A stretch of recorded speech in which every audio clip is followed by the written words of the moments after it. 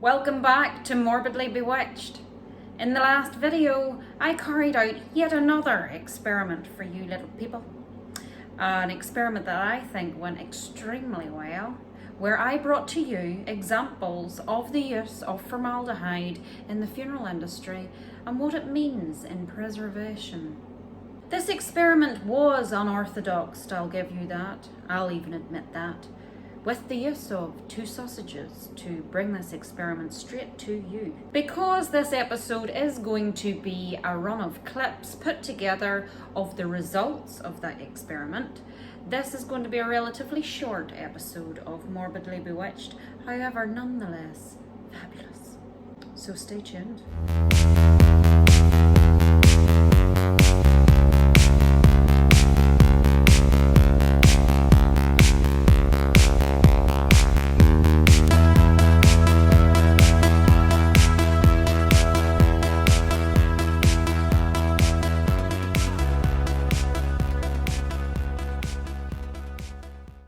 This is the moment you have been all waiting for. The Sausage Brothers update. As you will recall from the last video, I affectionately named 2 sausages, Frank and Steve, to show you the fascinating capabilities and effects of formaldehyde and its use in the preservation of organic matter, in particular in a funeral home. Frank endured the operation, should I say, where he was subjected to the embalming process even without having an arterial system. So Frank was embalmed and Steve was not embalmed. Directly after the experiment, the effects were actually quite phenomenally noticeable, with Frank being flushed with colour and full and plump, and Steve looking, unfortunately, quite pasty and left to his own devices. I carried out this experiment on Frank and Steve on the 7th of September, so 4 weeks and 2 days to the day. The next part of the video you are about to see is the day-by-day accounts of Frank and Steve and their progress from the 7th of September. And I think the results you're about to see are amazing. I was quite chuffed myself with how this turned out. So, enjoy.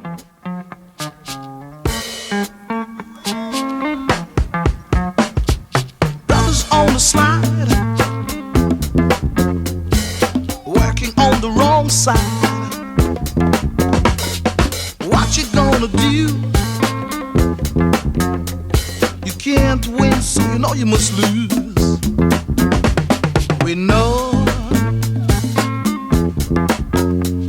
which way you're going.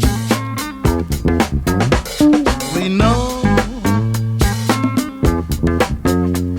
which way you're going.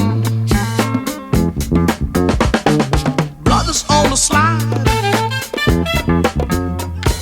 what you gonna hide? Reckon your folks' name.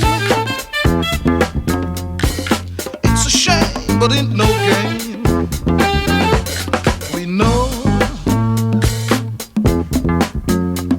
which way you're going. We know which way you're going. Slowly sliding, we're doing all that we can. Slowly sliding, but so is the man. Slowly sliding, getting closer day by day. Slowly sliding, gonna put you away.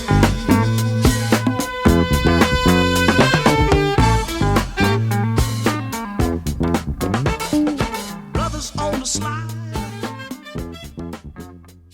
Fantastic.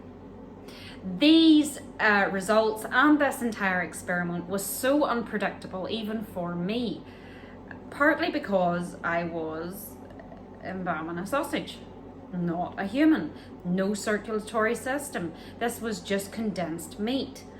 But the results that was documented over the days speak for themselves between the 2 sausages.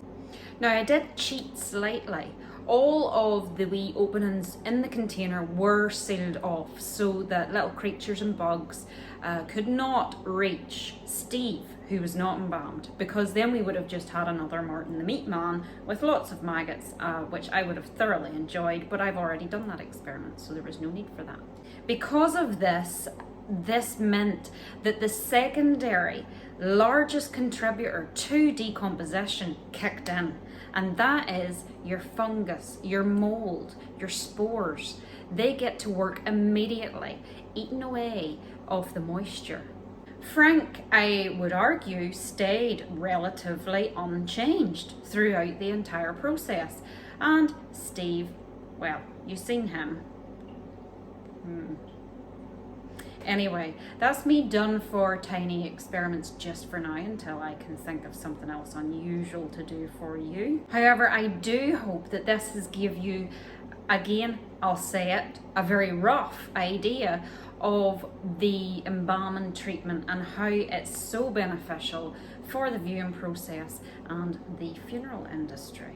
Now, because I've carried out my experiments on Martin the Meat Man, and I've carried out my experiments with formaldehyde, and I've explained formaldehyde to you, but I did say that this topic alone had a vast array of different fields you could go into, then I ask you to join me in my next episode, where I shall take you back in time to the history of embalming and Western civilization.